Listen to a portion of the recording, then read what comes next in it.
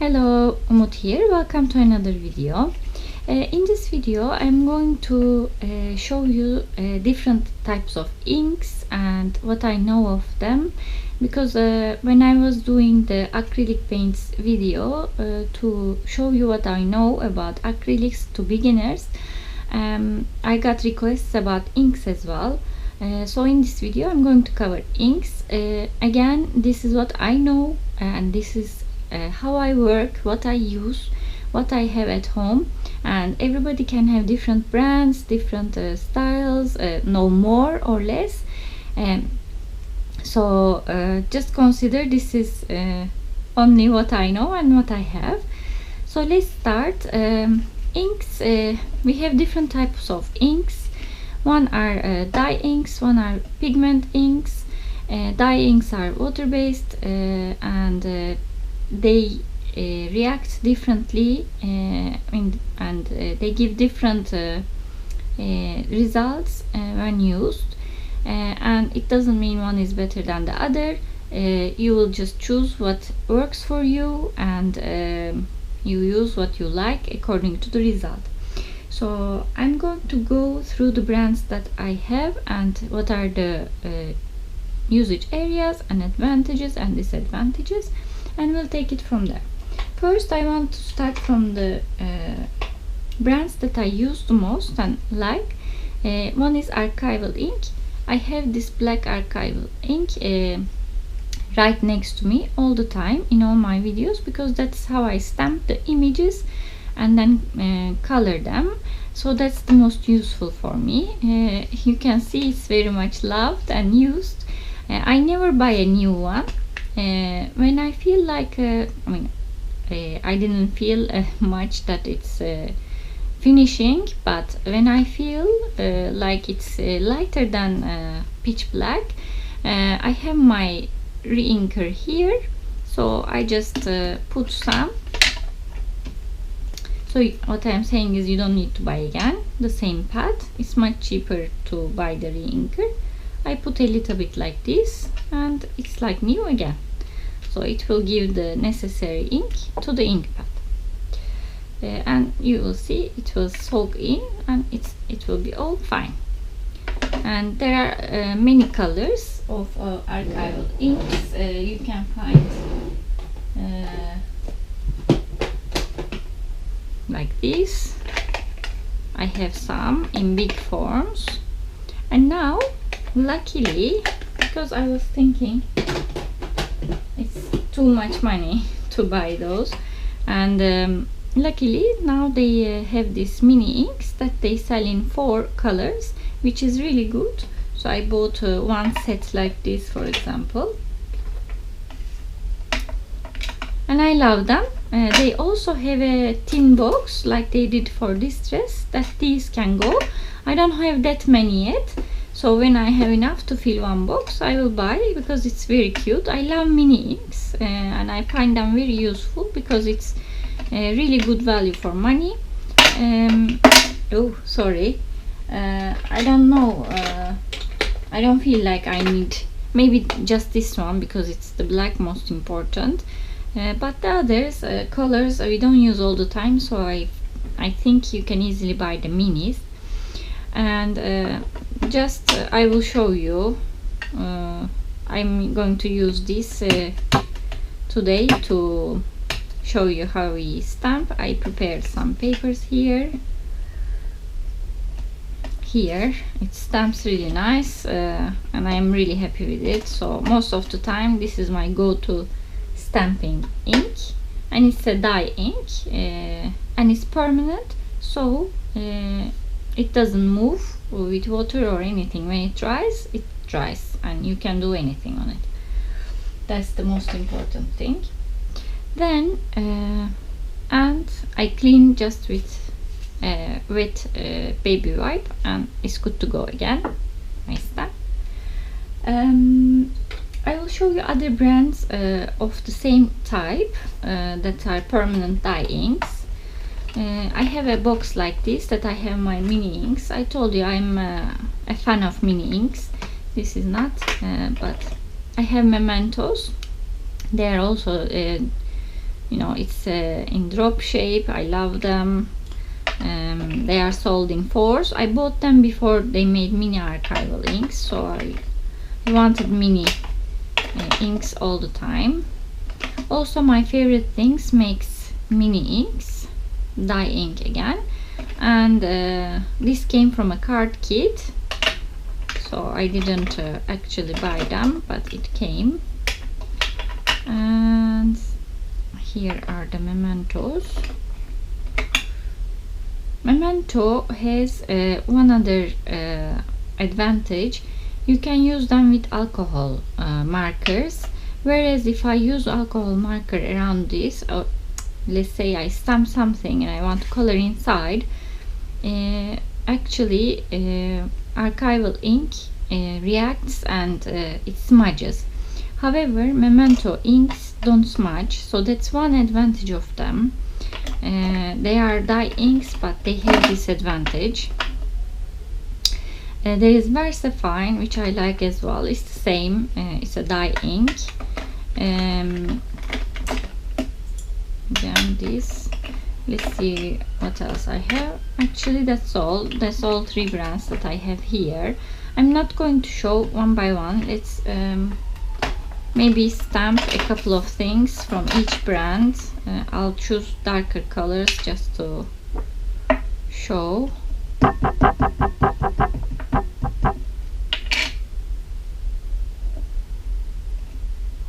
Here, and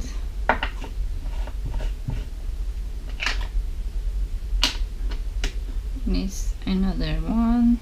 Let's use this.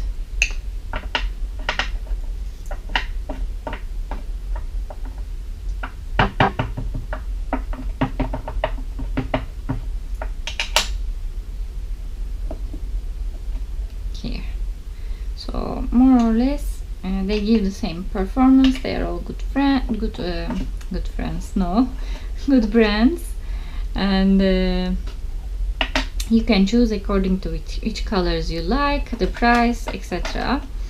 As I said, the difference of mementos, I have these actually these big ones only in brown, rich cocoa, and black, because when I want to stamp something and color inside with alcohol markers, I always reach for my memento black ink instead of my archival ink.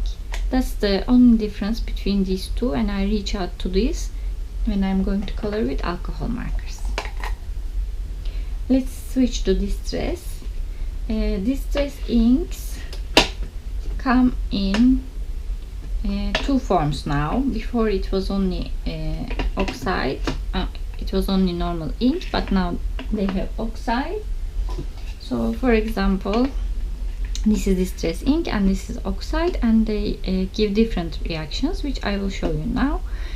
Oxide, when you mix it with water, spray water, it gets oxidized, as the name is on it, and gives a different, more vintage look that you cannot get with normal distress inks. Normal distress inks come in minis. You will see like this.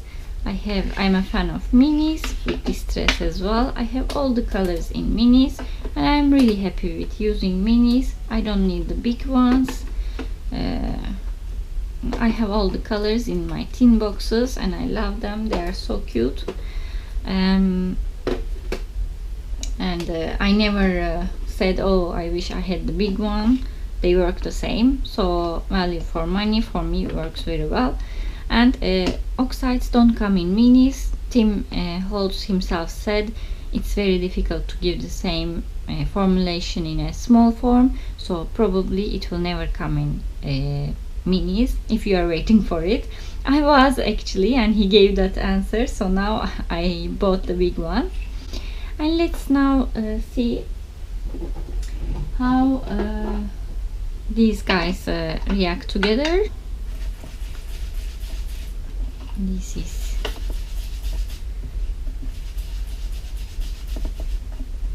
and we'll have this.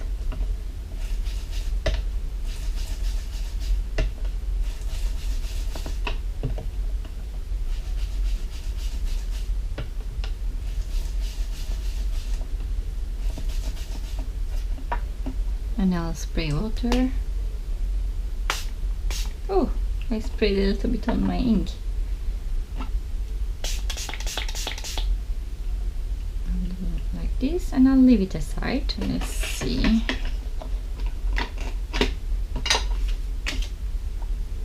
I'll use the same.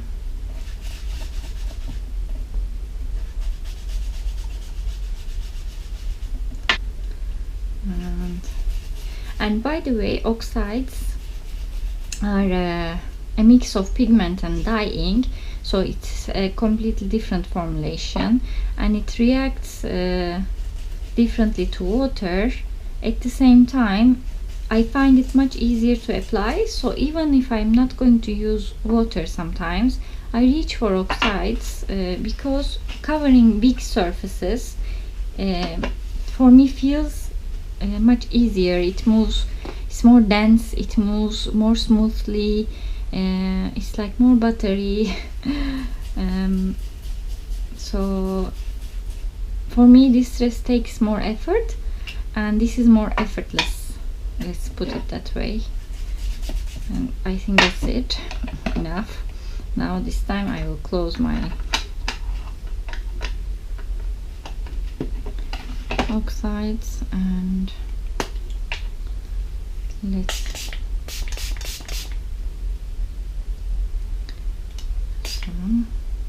and wait for it to react. So as you see, still normal distress inks still react to water, and you can lift off the ink by spraying water, but oxides react differently, get oxidized, and give you a different look and feel. That's why we love oxides. We have pigment inks, and generally colors like white and shimmery colors like copper, gold, silver are pigment inks, and that's when I reach for pigment inks.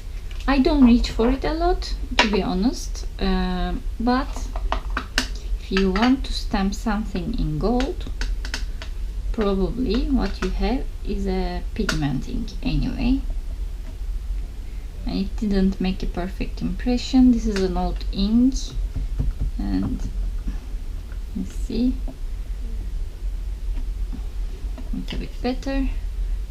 I don't think there's a perfect gold pigment ink or any ink, so I don't reach for it a lot. I have just a copper and gold. I prefer, if I want gold, I prefer embossing, but these are options as well if you want to do it easier. This is full. Let's use another.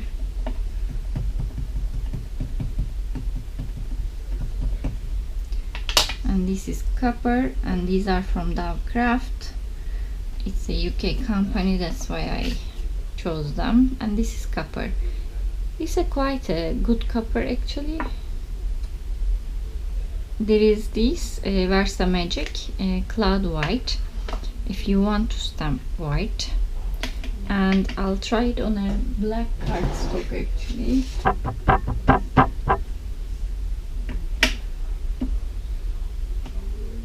Yeah, not bad. I mean, it doesn't give the full performance as I say, but this is not bad at all. And I tried a few whites, I think, and in the end I decided this was the best, and it's chalk ink pad, so that's how we get the white color. And it has a protection like this. And again, if I want white, generally I embossing, but I wanted to show you the options that are out there. And let's switch to the embossing inks. This is Versamark embossing ink. It's a watermark stamp. It can be used in many ways, and this is the first ink that I reach for embossing. And again, when it finishes, you don't need to buy again, There is also refill that I get, and I fill it slowly, and I didn't see it finished. I'm using this for years, but that's what you can use. There are many watermark stamp pads out there. I think every brand has theirs, and there is Distress as well for clear embossing, which I don't reach much, but I have it anyway, and it works the same. It's not that this is bad, this is quite good, this is good as well. Probably it's just a habit. And also I have two other things to show you. This is Embossed Dabber from Ranger, and instead of an ink pad you can use this dabber. I find it very useful, and I'll tell you why. For example, if you want to emboss over a stencil like this, you can use this dabber easily. And now you can add your embossing powder. I find it easier. You can emboss like freely, I don't know, like this on the edges. It has a smaller tip, so I find it easier sometimes, and maybe you see me often to reach for this, but I find this very useful. This is again Versamark pen, embossing pen, and it has a tip like this and a tip like this, so you can even write. So if you can write very well, this is very useful. You can write something and emboss it yourself, or you can reach to very small areas. I sometimes use it, I don't know, to make borders, to go over delicate areas. I find it very useful. So maybe not this, but this for me is very useful in embossing. And another stamping tool is actually Faber-Castell Pick Brush markers. These are also for stamping. So if you have these, it has double usage. How you can use them for stamping, and I have these, and again I use them. I find it very useful to have this double usage. I can use them as pens to do shadowing and everything. And this is Indian ink, so it will stamp very well. Let's get to cleaning. I generally just use baby wipe to clean my stamps in the immediate term. I just clean after I use, and maybe after some time, if you feel the need to clean. I have the Hero Arts cleaner here, so I'll just spray a little bit and take a dry cloth, and off we go. It cleans very well. This is my go-to cleaner. And there is one more stamp that I didn't mention here, and I don't use it myself, is Stazon. Stazon is a very strong stamp. It can also stamp on surfaces like acetate. If I stamp with any of the inks that I showed you on acetate, it will smudge, but Stazon doesn't smudge. But Stazon, when you use, you need to clean your stamp with Stazon cleaner. So it comes with its own cleaner. You need to buy it. It's a little bit sensitive in usage, and personally I don't like that fuss, so I am happy with not stamping on a acetate once in a million years maybe, and I am okay. I can stamp on a paper and be happy with it. So I'll just say there's another stamp out there, and people use it for everything, some people, and it's totally fine. Again, I never even bought it. I didn't even like the idea of cleaning for sure after stamping. So it's not for me, but maybe it's for you, so just putting it out there. And now finally let's move on to how we can seal the inks that are moving with water. So we'll use distress inks here. Let's use this one just to give color. Sorry for the sun.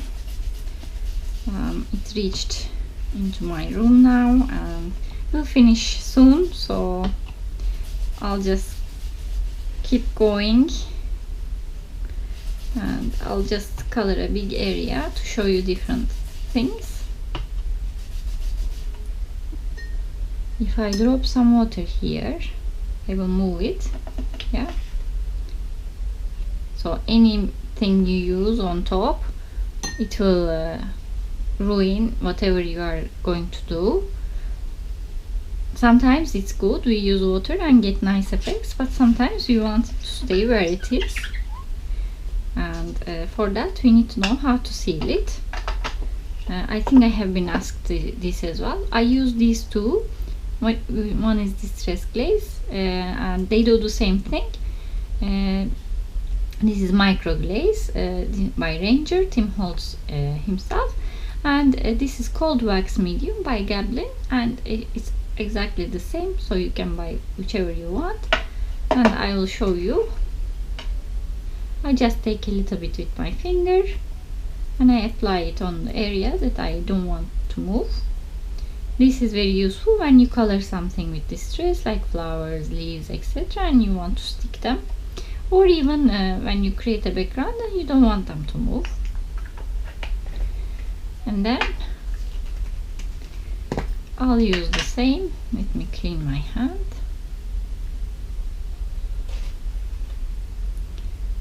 Here, and I'll put it on this side.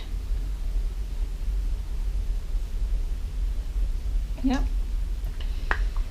Then another way to seal distressed inks or water-based inks is matte gel. Good old matte medium that we use all the time. For this you need to have a dry brush, not wet, because then you will smudge again, and this is also wet, so it has possibility to smudge too, so you need to be careful and gentle. So because the brush is dry, in the middle I'm doing this side we have the distress glaze, this side we have the cold wax, and in the middle I'm using the matte medium.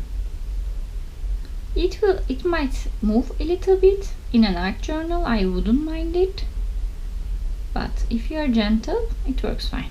So we are back, they are dry, and I will show you how. Look, even the water stays on top of the wax, so this doesn't move.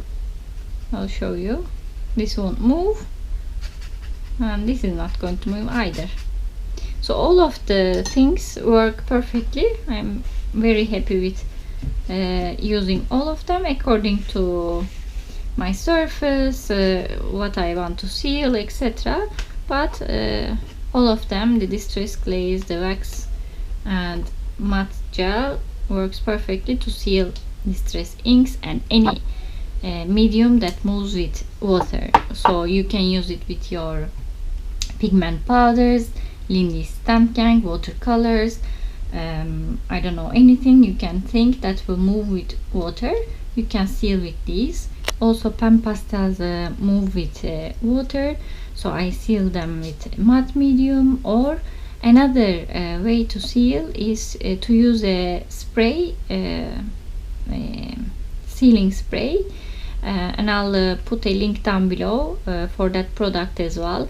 However, to use a sealing spray, you need to go outside. It's toxic to inhale it inside, indoors, and I'm most of the time lazy to go outside to seal something. If the surface is big, and if it's my last step, for example, if it's an art journal that I did with pen pastels, or I don't know, something to move, as a last thing to do after I finish, I go out and I seal. But if it's a small surface and I will keep working. I generally use these three options before going out and spraying with a sealing spray. So this is all, guys. I hope you enjoyed the video, and some things are clearer, especially for beginners. I always tell again, if there's anything else you want to see, let me know. I'll do my best to respond to these requests, obviously the ones that get most demand. I hope you like it. If you did, please don't forget to hit the like button, subscribe, or leave a comment down below. I always like to interact with you. Don't forget to follow me on Instagram as well to see what I am up to. And see you next time. Thanks for watching.